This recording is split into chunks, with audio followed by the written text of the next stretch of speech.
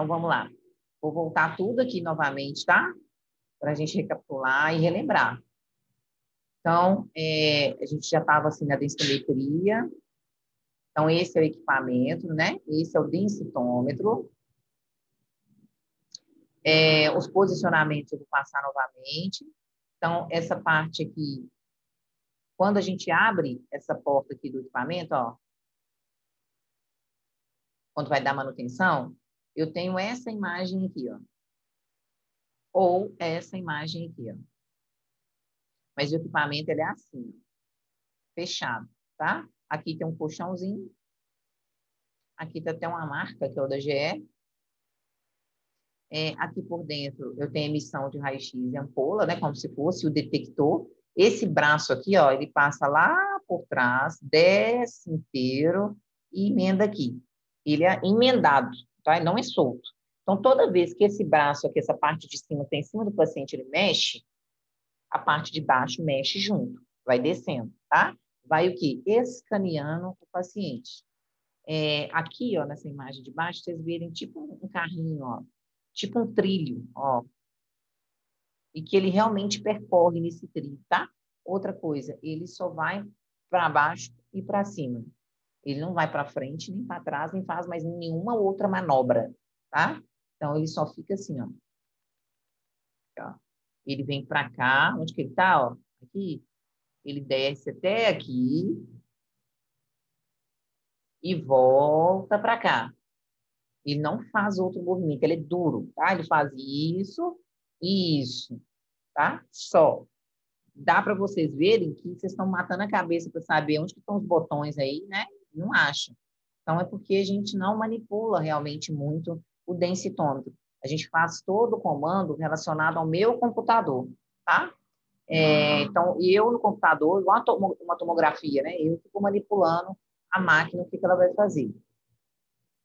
Tem emissões de raio-x da mesma forma, mas tem estudos, né, que comprovam que um exame de densitometria é como se fosse o paciente ficar uma semana exposto ao sol do Nordeste, por exemplo, né? Ai, tirei o trem sem querer. Ao sol de praia, né? Porque o sol da praia é mais intenso, né? É mais forte do que o nosso aqui, por exemplo, em Belo Horizonte. Então, na parte de baixo, eu tenho esse braço que eu mostrei, aqui o paciente fica deitado, ó. Paciente. E esse aqui é aquele braço que eu mostrei lá, ó. Aqui eu tenho a fonte, que vai emitir radiação no paciente, que está deitado aqui. E aqui eu tenho o detector de imagem, que vai... A radiação permeia dentro do corpo do paciente e é captado aqui dentro aqui, as imagens, tá? É o detector. E automaticamente aparece essa formação dessa imagem lá no seu computador. No meu, de técnica de radiologia, vai aparecer para mim lá. Então, é assim que a grosso modo, né, a formação das imagens de densitometria óssea. Deu para todo mundo ter a percepção de que aquele braço que eu acabei de mostrar é isso aqui? Aqui fica o colchão e o paciente deita? Deu, né? Deu.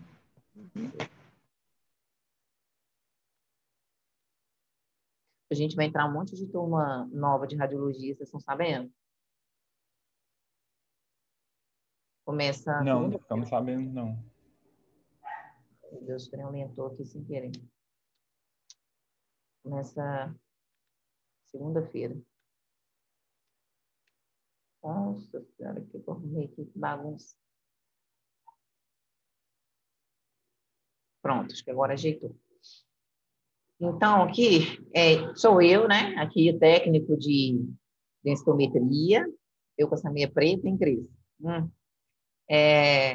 Técnica de densitometria. E fico com um computador comum. Sempre, toda sala, gente, é praticamente da mesma forma, tá? Nunca vi uma sala diferente dessas aqui, não. E eu fico bem próximo ao meu paciente, utilizando o dosímetro e acompanhando o exame, tá? A imagem, a partir do momento que esse braço aqui, né, ele vai movimentando, a cada movimento que ele dá é um pedaço da imagem a mais que você recebe na sua tela. Ele movimenta de novo, eu recebo mais um pedaço da imagem do paciente na minha tela. Ele movimenta de novo, mais uma imagem, até que se forme a imagem por completo. Por exemplo, a gente faz o fêmur, né, proximal. Então, ele vai andando, escaneando, até que termina a parte do fêmur proximal toda ali. Vou voltando essa parte toda aqui para até chegar a posicionamento, tá? Então, é assim que a gente acompanha o exame de densitometria, teoricamente tranquilo, né? Posicionamento. Então, como que eu faço? Quais são as regiões, né, primeiramente, que eu faço o exame de densitometria óssea no paciente? Então, existem já, né, estudos científicos que comprovam que não é necessário eu fazer exame dos ossos, né, escanear os ossos do corpo todo do meu paciente, da cabeça até a ponta do pé, porque é o suficiente eu fazer em fêmur proximal apenas. Então, só esse pedacinho aqui do fêmur que eu vou fazer, e em coluna lombar, tá? Quantas vértebras nós temos na coluna lombar? 5 vértebras. Porém, nós vamos fazer a densitometria entre L1 e L4, tá? Então, todo paciente eu faço fêmur proximal e coluna lombar entre L1 e L4? Sim. Outra coisa, eu começo sempre no paciente em fêmur proximal direito. Fêmur proximal direito. Se o paciente tiver algum problema que eu não puder fazer no fêmur proximal direito, aí eu vou escanear o esquerdo dele, tá? Então, quais são esses problemas, professora, que eu vou ter que passar para o esquerdo? O paciente não tem a perna toda, né? Não tem o fêmur, eu tenho que fazer o esquerdo. Fratura de fêmur, cabeça de fêmur, né? Que é o que quebra bastante em idoso, que é a nossa maior porcentagem. No primeiro dia eu falei para vocês qual é o tipo desse paciente, né? Qual que é o biotipo desse paciente. Então, a gente já conversou muito sobre isso antes. Deixa eu só admitir quem está tentando entrar aqui, só um minutinho. Pronto. Então, se eu tiver outra coisa, o paciente fraturou a perna direita, o fêmur direito, ou ano passado ou 10 anos atrás, para mim não faz diferença. Não faz. Faz do fêmur esquerdo. Professora, mas se ele fraturou a tíbia ou a fíbula, eu posso fazer do fêmur da perna direita? Pode, gente. A fratura foi na tíbia e na fíbula. A tíbia e a fíbula se localiza na perna. O fêmur se localiza na coxa, né? Então, a imagem que eu preciso obter é do fêmur proximal direito. É só essa partezinha aí. Então, ela não houve fratura nem acometimento nenhum. Então, eu vou fazer independente da fratura lá embaixo que ele teve. Por que que eu não... E se tivesse tido, né, ocorrido a fratura no fêmur proximal direito, né, que são as fraturas mais comuns de cabeça de fêmur, inclusive em idoso, que é nosso maior público que eu vou receber. Então, eu vou fazer? Não. Aí eu vou passar para o fêmur proximal esquerdo. Por quê, professora? Porque é um fêmur que já foi, às vezes, colado errado, já tem uma necrose ali, naquela parte daquele osso. Então, eu não faço, porque é um exame que tem uma grande probabilidade de vir valores alterados que podem comprometer o exame do meu paciente. Então, eu vou fazer do esquerdo. Então, lembrem-se da mama, né? Paciente tem isso na mama, tem isso, eu vou fazer? Não vou, não vou. Então, tem isso, é a mesma coisa. Então, outra coisa, tem placa e parafuso logo no fêmur proximal direito. Eu vou fazer densitometria? De maneira alguma, porque na hora que o aparelho estiver escaneando essa região do fêmur proximal direito, ele vai estar captando dados do parafuso e da placa também. Então, vai falsear os meus resultados também. Então, toda vez que houver algo, né, que foge do normal, eu não devo fazer a imagem do fêmur proximal direito desse paciente. Aí eu vou fazer do esquerdo. Professora, o paciente caiu sentado. e fraturou as duas cabeças do fêmur direito e fêmur esquerdo, há 10, 20 anos atrás ou há um ano atrás. Não vou fazer de nenhum dos dois. Vou substituir, aí sim, eu vou substituir a imagem do fêmur pelo antebraço do meu paciente. Pelo antebraço, tá? Então, depois a gente vai ver mais sobre o antebraço. Então, eu não mando só da coluna, não, professor, eu faço da coluna e pronto, né? Não, a coluna é pouco para me ter o parâmetro de como que está o estudo do corpo inteiro do meu paciente. Então, eu vou fazer bonitinha a coluna lombar do meu paciente, mas vou substituir, infelizmente, pelo antebraço. Então, vou mandar o laudo para o meu paciente com coluna lombar e antebraço. Não vou nem mandar a imagem para o médico ver que tem parafuso, não precisa nem mandar. Então, vou mandar dessas duas regiões aí apenas. Vamos colocar uma outra hipótese. O fêmur do direito do meu paciente está sensacional. Vou fazer a imagem do fêmur proximal direito. Quando eu vou fazer da coluna, meu paciente fez aquela cirurgia, né, de artrodese de coluna. Tem parafuso e placa de ponta a ponta logo na lombar. Geralmente é mais comum fazer na lombar, esse tipo de cirurgia. Onde a gente sente mais dor, né? Vou fazer a densitometria da lombar desse paciente? Não. Eu vou mandar o fêmur proximal direito bonitão e vou substituir a coluna lombar pelo antebraço do meu paciente. Professora, sempre que eu precisar de substituir um membro, então, eu coloco o antebraço? Coloco o antebraço. Professora, por que eu não mando, então, o fêmur proximal direito e o fêmur proximal esquerdo no lugar da coluna? Porque eu vou ter dois parâmetros no mesmo lugar. Então, vai ser um resultado um pouco falseado, né, dos resultados. Talvez meu paciente pode estar indo embora para casa com uma osteoporose e eu, sem conseguir ver o diagnóstico dele, que ele está com osteoporose. Então, vamos voltar. Não é confuso. É porque eu falo demais e falo rápido, acaba parecendo que é um trem de outro mundo. É igual, vamos voltar à mamografia. A mamografia é um exame que eu faço crânio caudal e oblíqua para todo paciente que chega. Ponto. Ponto. Então, as incidências de rotina de um paciente de mama é crânio caudal e oblíqua. Ponto. E da densitometria? Da densitometria, as incidências de rotina são fêmur proximal direito e coluna lombar. Porém, a coluna lombar eu faço entre L1 e L4. Eu não faço entre L1 e L5. Então, padrão de densitometria, fêmur proximal direito e coluna lombar. O que vai começar a dar as arestas, as modificações, vai depender do paciente que eu estou recebendo hoje, que eu estou atendendo hoje. Né? É um paciente que não tem a perna direita toda, eu vou fazer na esquerda. É um paciente que já fraturou, mas fraturou lá embaixo, não tem problema. É um paciente que tem uma placa de parafuso disso, é um paciente, entendeu? Aí vai depender, né, da história do meu paciente.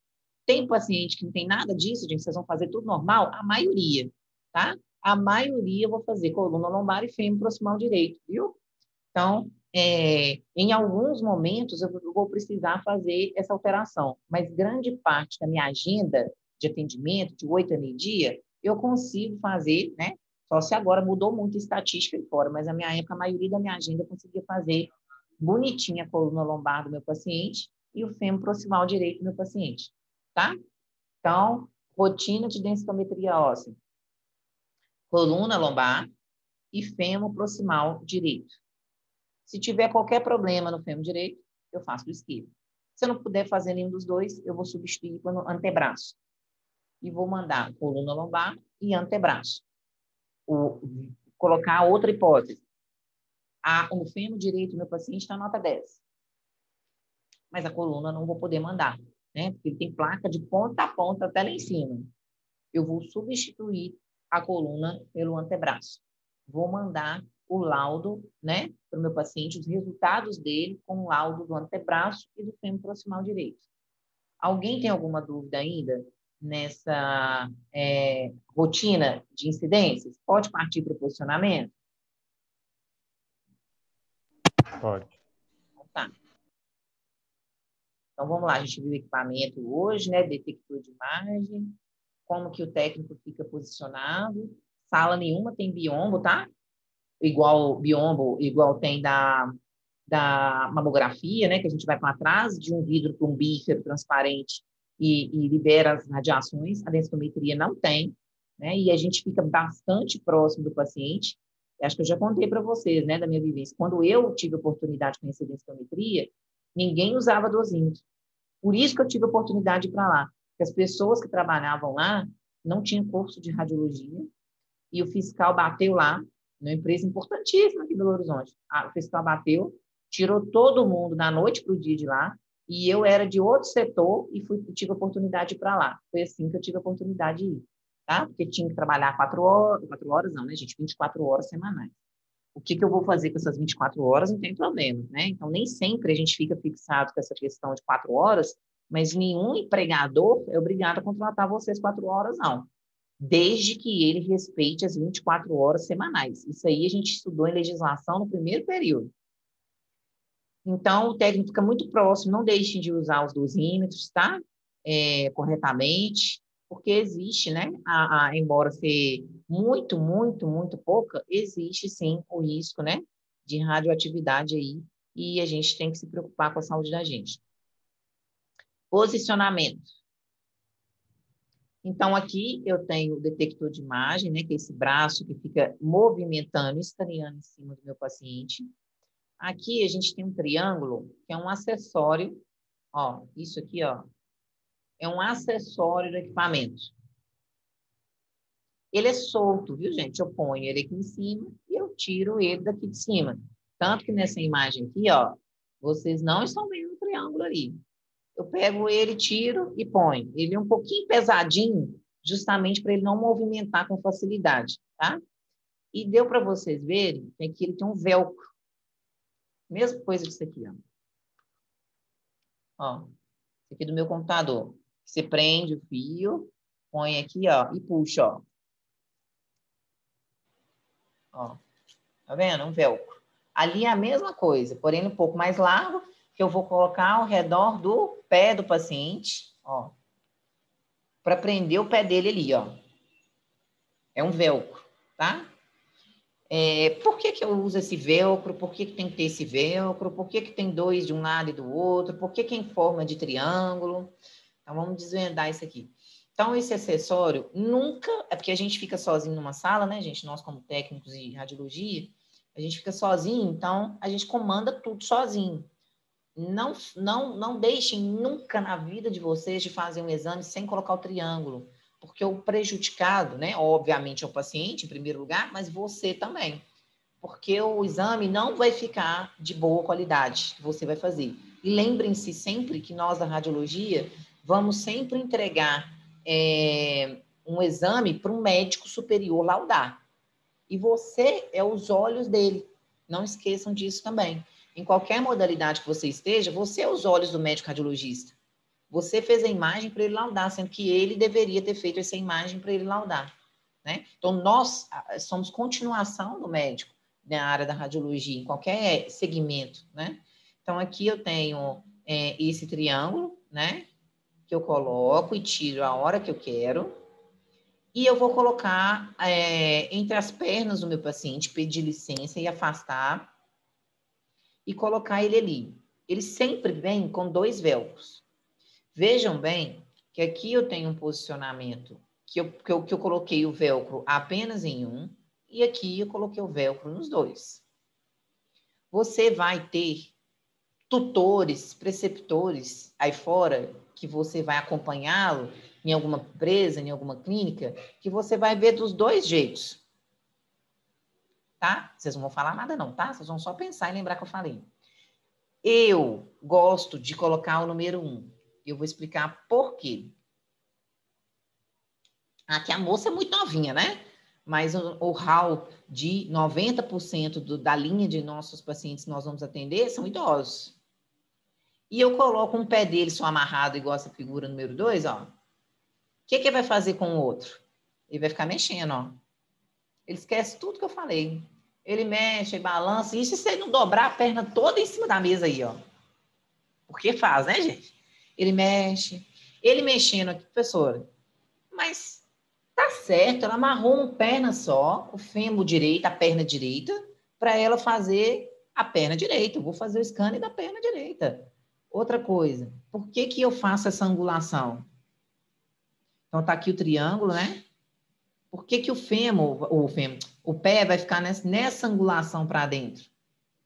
Porque a cabeça do fêmur proximal, né? A cabeça do fêmur proximal, ela vai encaixar dentro da pelve. Não tem nenhum desenho aqui da pelve. Mas vamos desenhar meus desenhos doidos, né? Ó, todo mundo tem certeza que isso aqui é uma pelve, né? Aqui em cima tá a crista ilíaca, maravilhosa, vocês são fera em anatomia, todo mundo estudou aí nas férias muito, então tá todo mundo top das galáxias. E a cabeça do fêmur encaixa aqui, e aí vem ele bem longo aqui para baixo e tal. Meu fêmur direito.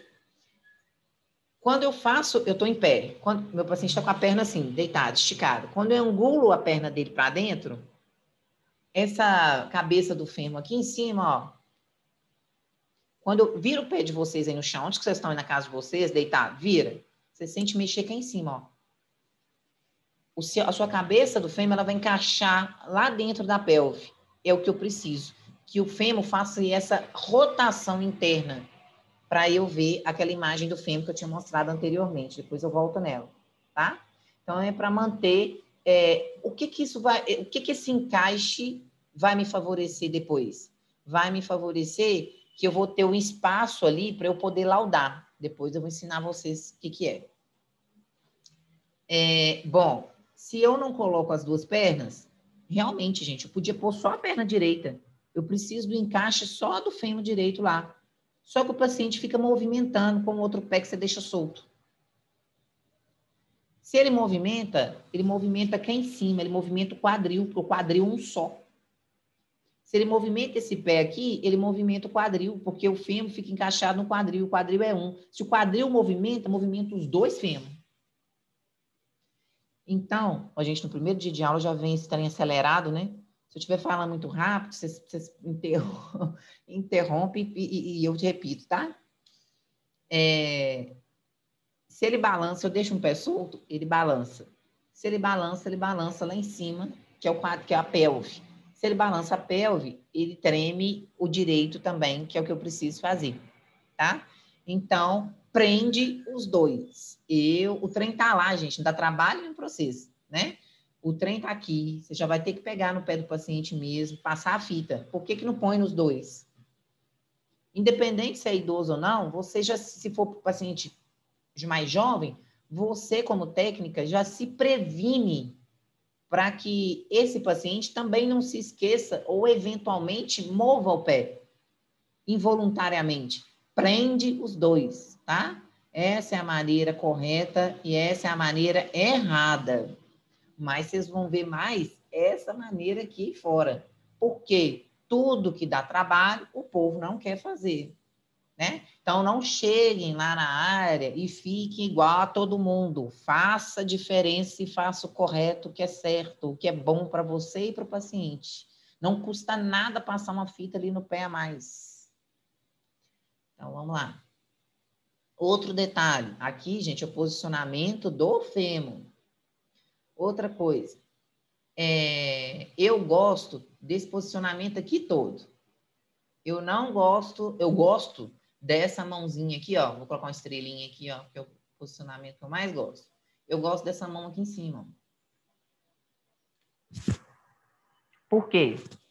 Porque se eu coloco igual essa imagem aqui, ó, a mão dela tá rente à cabeça do fêmur aqui, ó. Ó. Deixa eu tirar meus rabiscos aqui para vocês verem melhor, ó. Imaginem, né, que todo mundo aí tem a visão de Thundercats, visão além do alcance, visão de raio-x. A mão dela aqui, ó. Ah, professora, mas será que vai chegar a cometer aí? Eu não vou pagar para ver, sabe por quê? eu vou irradiar meu paciente de novo e vou absorver radiação de novo. E eu tenho uma agenda para poder cumprir, que é, ó, esqueceram como é que está o mercado? Então, eu já vou ser logo assertiva. O que é que me custa? Dona Maria, põe a mãozinha bem próximo ao peito, assim, do pulmãozinho da senhora, e não mexa, por favor, não mude ela de lugar. Pronto, ó. Esse aqui da estrelinha, nota 10. Mãozinha aqui em cima, bem distante do fêmur, da perna, de qualquer lugar, na pelve.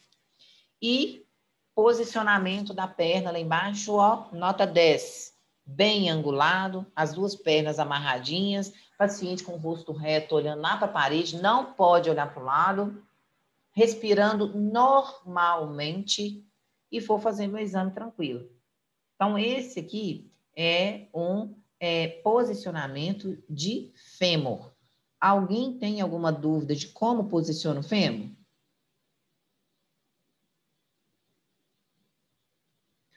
Antônio, você sabe mais ou menos quando vão fazer a prova de 30?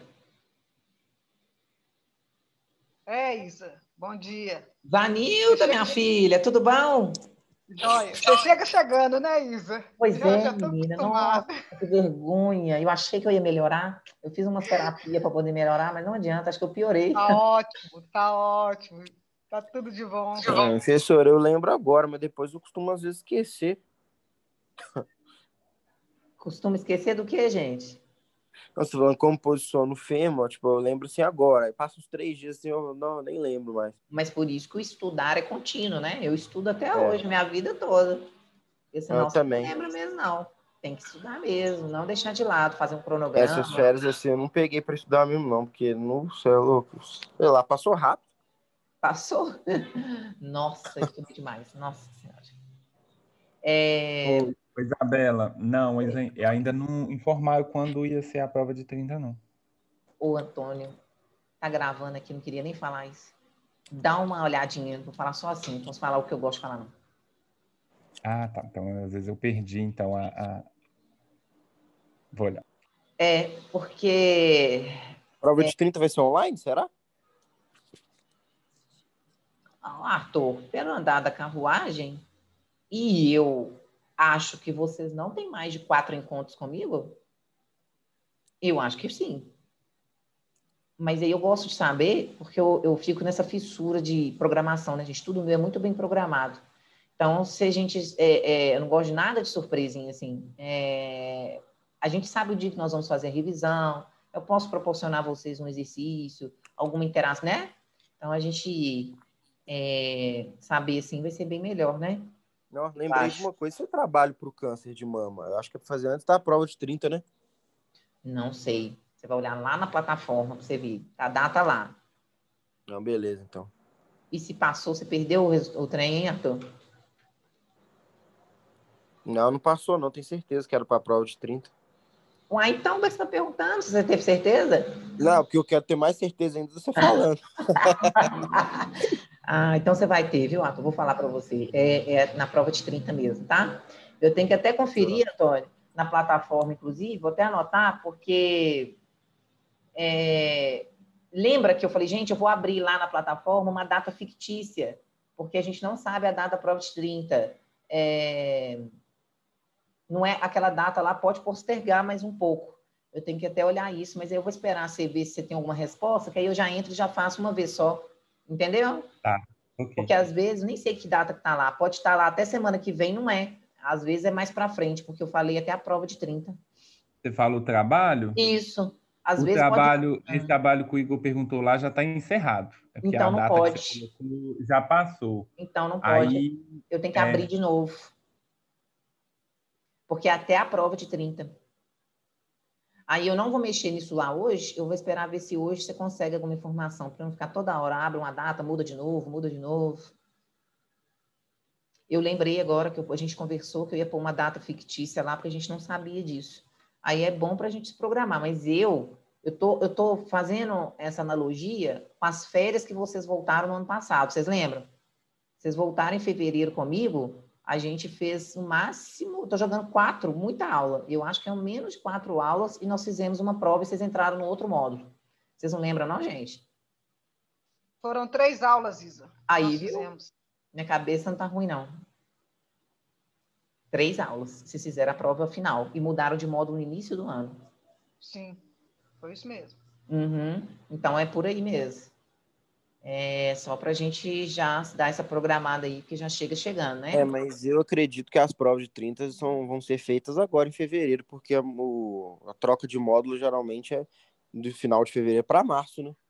Que aí, tipo, a gente já não tem mais módulo para trocar, né? Seria formatura mesmo. Então, Não, mas eles vão respeitar o cronograma, porque a gente tem essa questão de ano bissexto, tem não sei o quê, que caiu não sei o quê, o dia que começou as aulas na escola. Então, assim, eles não vão reduzir o número de aulas para cair em fevereiro, não. Então, se no cronograma da quantidade de horas aulas você ainda tiver que chegar em março, você vai chegar em março. sim, Entendeu? é isso que eu tô. Não, entendi isso que eu tô falando. Mas aí, uns 3, 4 encontros aí, gente, um estalar de dedo. Hoje é o primeiro, acabou.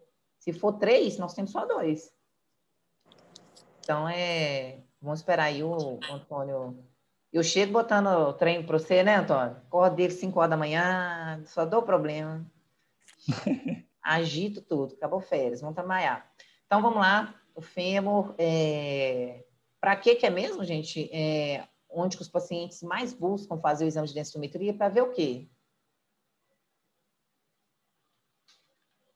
Osteoporose. Osteoporose, né? Uma patologia.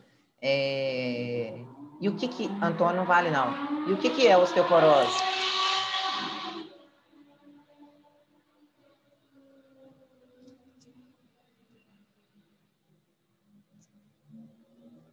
Vou colocar mais um módulo.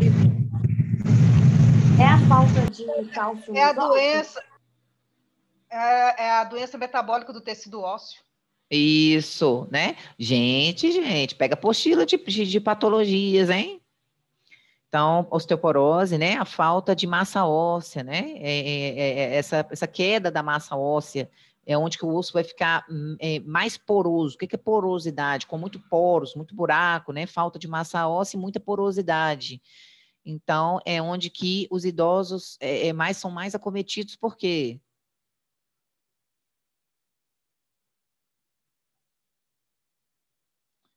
Quem não sabe essas coisas são aqueles apertadores de botões, né? Mas vocês não vão ser, né? Vocês vão ser técnicos diferenciados, igual o mercado está exigindo, né?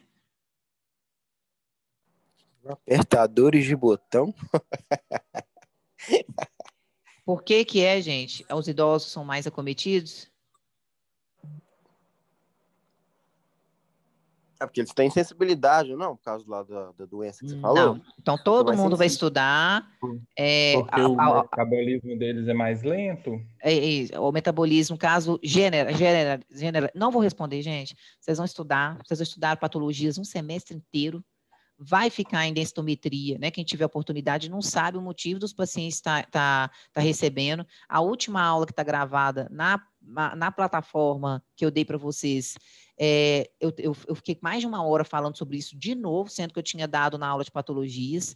Eu não vou repetir, vocês vão dar uma olhada, vão dar uma lida, né? Porque se está assim agora, quando formar o curso, então, não sabe mais nada para trás. Então, cada segmento eu falo assim porque eu preocupo com vocês, porque se eu falar que agora de novo, vai entrar de novo. Se vocês tiverem esse trabalho de ir lá estudar, vocês não vão esquecer mais, tá? Então, dê uma lida depois, né, sobre a patologia óssea, sobre as células que reconstituem, qual o nome delas, né, são 3 células, isso aí já veio lá de anatomia, então, é aquele geralzão, né, uma coisa vem emendando a outra em todas as matérias que vocês tiveram. Tá? Ô, Isabela, Fala, Antônio. devido à menopausa, irritabilidade, perda de cálcio, imobilidade prolongada. Isso. Mas no dia eu até fiz um desenhozinho assim para vocês, ó, até lembro. No próprio slide eu fiz assim, gente, aqui tá todo mundo a fazer densitometria. 90%, lembraram agora desse desenho que eu fiz? 90%. Eu fiquei 2 horas explicando quem são os pacientes que estavam dentro do grupo de 90% e quem eram esses 10% aqui. Então, as aulas minhas são todas gravadas, do início ao fim, tá lá, vocês vão dar uma lida de novo, uma revisada de novo, né? Pensei que vocês teriam feito isso, talvez, né? Aí para trás.